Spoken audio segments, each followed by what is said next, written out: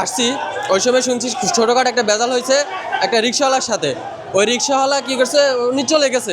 চলে যাওয়ার পরে একজন লোককে ধরছে, বলছে যে ভাই আপনি আমাদের সাথে আসেন, আপনি একটু কথাগুলো শুনেন।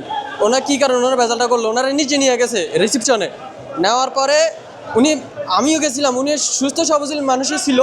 কিন্তু পরে আমাদের ইলেকট্রিশিয়ান ভাই, জায়গায় একটা ইলেকট্রিশিয়ান ভাই আছে, উনি এখানে দুজন মহিলা ছিল, মহিলা যে জিজ্ঞেস করতেছে ভাই আমাদের লোক নাকি আপনি মাইরে ফেলাইছেন।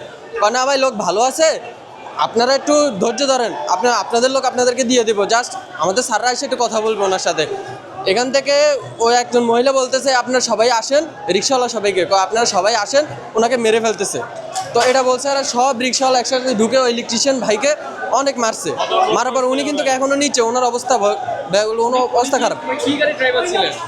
রিক্সাওয়ালা আগে যে অটো রিক্সা, উনি চলে গেছে যিনি একজনকে বলছে ভাই আপনি কথাটা শুনেন, আপনি একটু বুঝেন, আপনি আসেন। নিচে নিয়ে গেছে ওনাকে নেওয়ার পর ওনাকে বুঝাইছে কতক্ষণ, ঠিক আছে ভাই, ওনাকে দিয়েও দিছে, ওরা চলেও গেছে।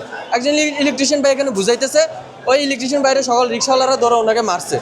ওই ইলেকট্রিশিয়ানকে রিক্সাওয়ালারা মারার পরে এখন এই অবস্থা।